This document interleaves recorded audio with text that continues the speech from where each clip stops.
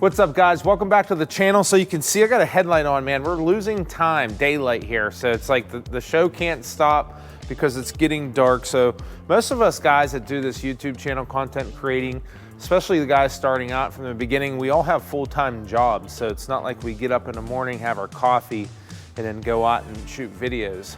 Most of us are putting between 8 to 12-hour days in. I was just talking to a good friend, YouTube content creator, Okie Woodsman. Check out his channel, Joe. Me and him text back and forth, and he's finishing up a 76-hour work week so he can get home to his family and shoot videos and stuff like that. So there's a lot of sacrificing going into these video making and stuff like that. We're gonna get moving. I have a towel guy coming Saturday, and he just called me and said, "Are you ready for me?" Well, I'm not. So we're gonna put some niches in the towel. I'm gonna cut these up, then we'll head over to the house and I'll show you what I'm talking about.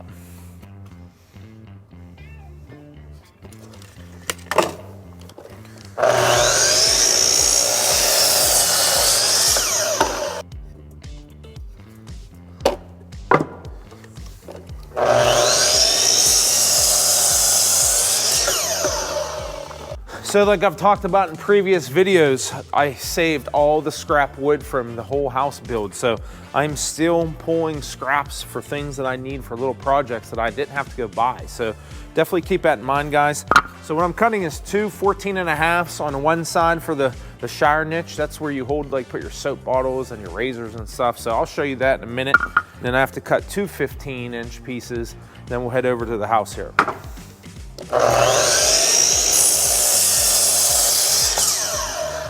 So here's the shower. It's 65.5 inches wide by like 46 inside curb to curb.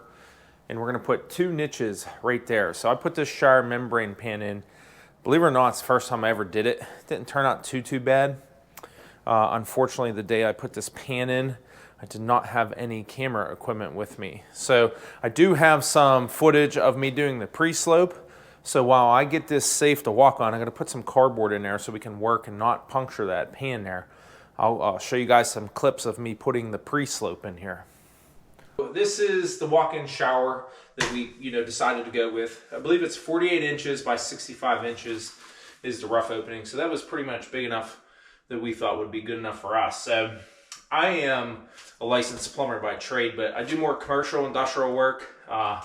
I've never done a shower pan in 23 years.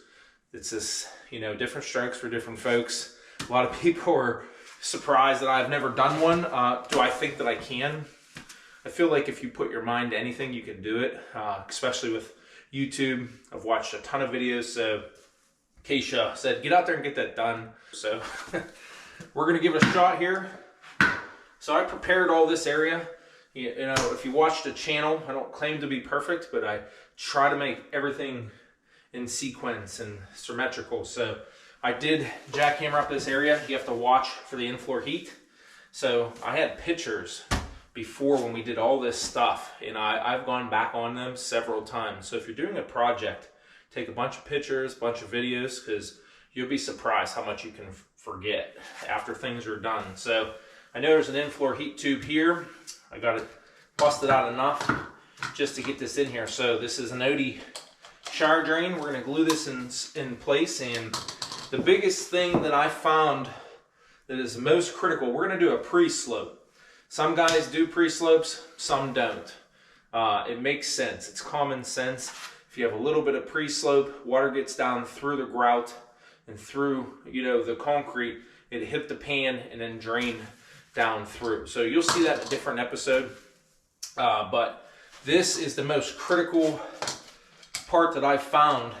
If you don't have this completely level both ways, then your shower drain is not going to be square whenever they do the final toweling to that. I did sub that out to a excellent towel guy. I've seen his work, so you'll see that on the channel in the future.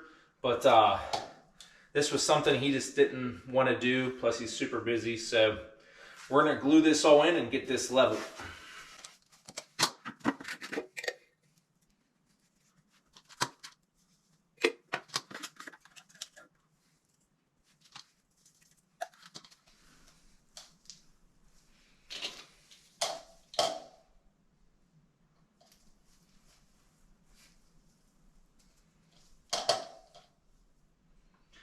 So that's perfectly level right there. So I'm gonna hold that in place while that glue sets up. And then once the glue sets up, there's a little bit of void underneath here. I don't know if I'm just being over cautious, but I'm gonna liquefy some mortar mix to drain down in there to get underneath and support that flange. Okay, you can see it's real soupy here. And what we're gonna do is just try to float right underneath this flange. Just double check one more time. Make sure we're perfectly level, so everything's good there. Gotta watch you don't get any concrete down these screw holes. So I'm gonna go real easy here, see how it works. Get a little putty knife.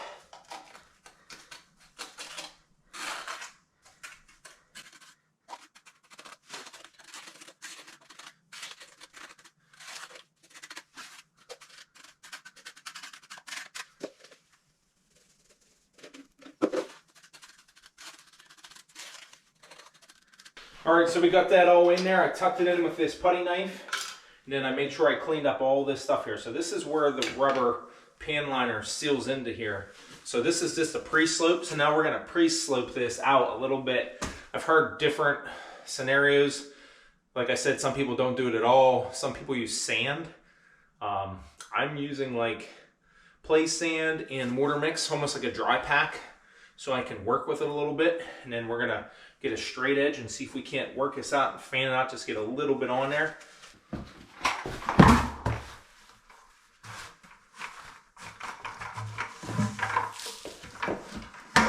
So what I used was pre-mixed mortar and play sand. So I took 2 shovelfuls of pre-mixed mortar, 1 shovelful of play sand, and then 16 ounces of water from a drinking bottle. So it's almost like you can see it's like a dry pack. So what we're gonna do is trowel this in here, just make a 1/4 inch per foot scenario. So we got a 1.5 2x4. So we know if we come up about halfway on this 2x4 to nothing to this flange, that'll give us a nice little pre-slip.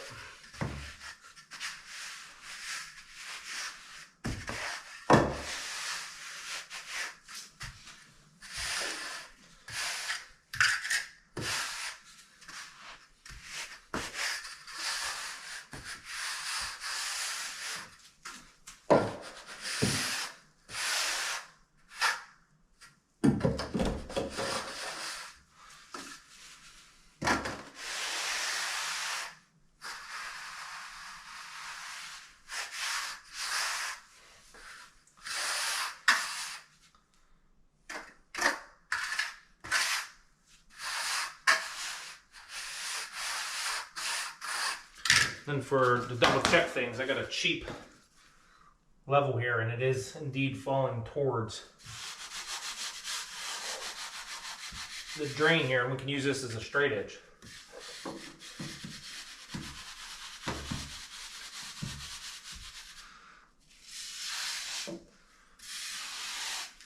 So as long as we have a little bit falling towards there, that's the whole principle of this.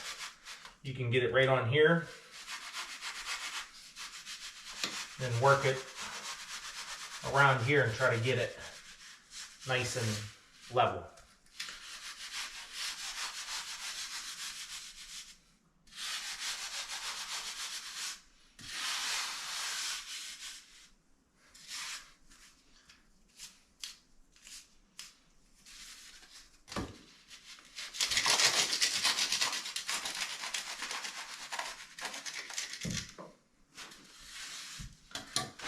So you can see I keep checking the pitch, that slight fall going to this drain. I'm trying to make sure there's not a crown in it as well. And just hit it with this trowel. Try to make it as square as possible.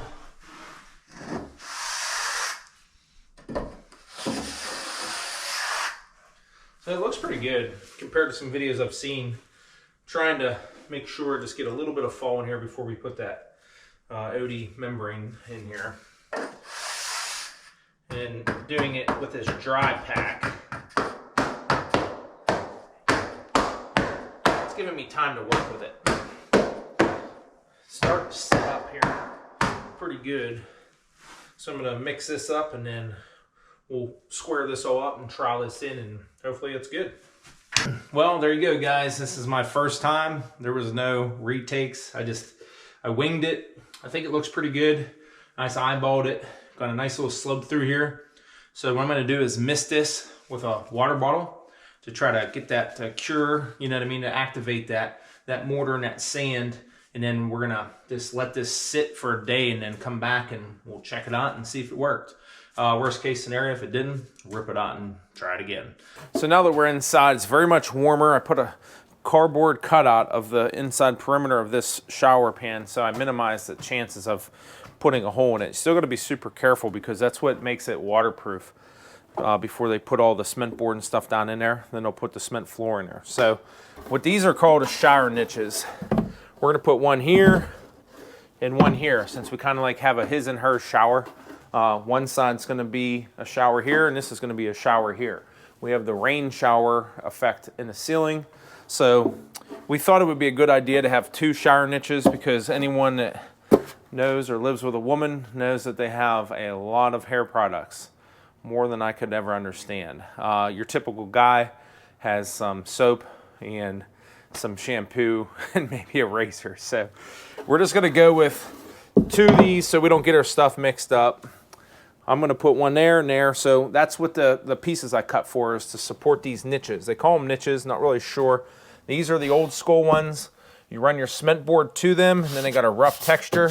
They told me at the towel shop that you can towel right to this once you waterproof all this. So we're gonna get this blocking in, and then I'm gonna set this with a level so it's all symmetrical and level with it, and then we'll stand back and look at it and see if two is a good idea. I don't like the fact of just having one on one side or one on the other, because I like things to look like they belong there, centered.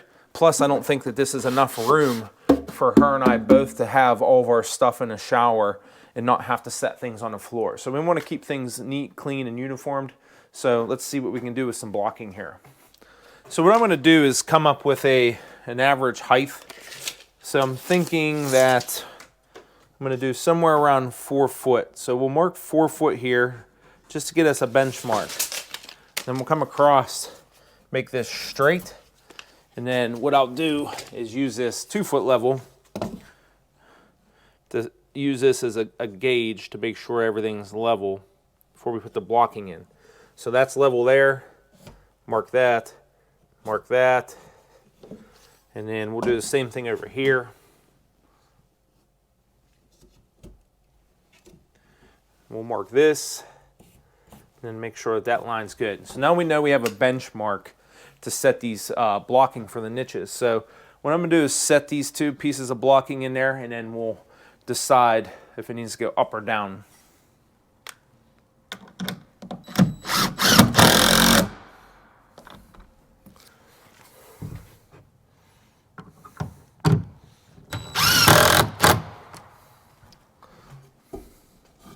Okay, so what I did was put two blockings in there, and these don't have to be completely dead level, because what I'm going to do is put these niches in here, and then I'll fine tune those with a torpedo level.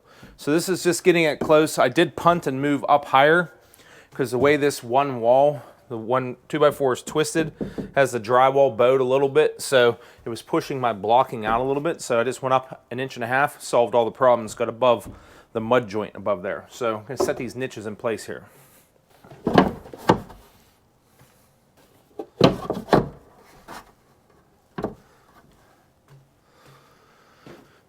So it's something like that, what it's going to look like, and then we'll get them squared up, raise them up so they match, and then this will all get toweled through here, and then there'll be a piece of towel through here, and then these will get returned. So I don't know, let me know with a comment down below if you think this is going to look weird in here. I think it's going to be kind of nice, because it's going to segregate men's and women's, or vice versa, depending on what side. So this is pretty confident on what we're going to go with here, just because we need the space. And there's nothing worse than being in a shower and not having space for your stuff. You don't want it laying on the floor because then it just doesn't look good or professional. So I got a torpedo level here, and it looks like it needs to go over and up a little bit here. So what I'm going to do is rock this into place, get this set here.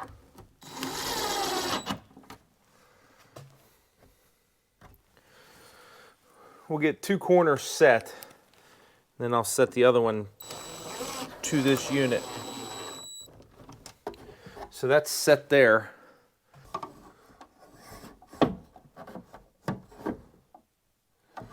So what that means is that's got to come up some.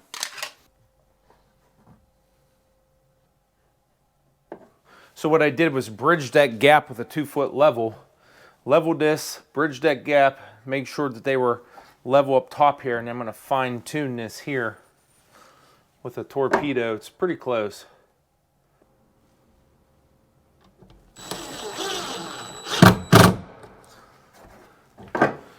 All right, so there you got it, guys. Now what I'm going to do is put more blocking in there and then firm this all up. And then I'm going to let my towel guy make the decision if he's okay with everything here. We're supposed to get started on this Saturday. Today's Thursday night. It's probably about 8:30, 9 o'clock at night. So I'm going to get this all secure. And then I'm going to throw some insulation and stuff in here. And then we'll put a plastic vapor barrier here just for a moisture break. So we're going to put cement board. He's an old school towel guy. Super nice guy.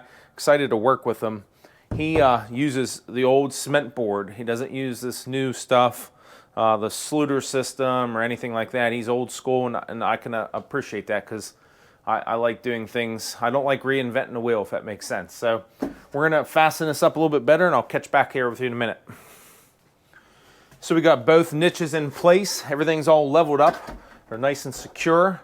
So we'll run the cement board all around there, and then we'll tape off these seams, and then we'll waterproof everything just to make sure no water or moisture can get back there. But what I'm going to do now is run some insulation in here just for soundproofing. These are all interior walls, but there's nothing worse than hearing something going on, people taking showers, flushing toilets from one room to the next. So we're going to use some of this unfaced insulation, and I'm not going to spend a whole bunch of time putting it up. Just get it up there, rip it. Just fill the void. And then take this remainder piece. This might be enough to do this one up here.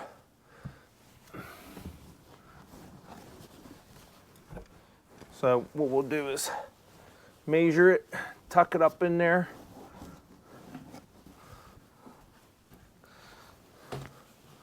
Go a little bit heavy on it.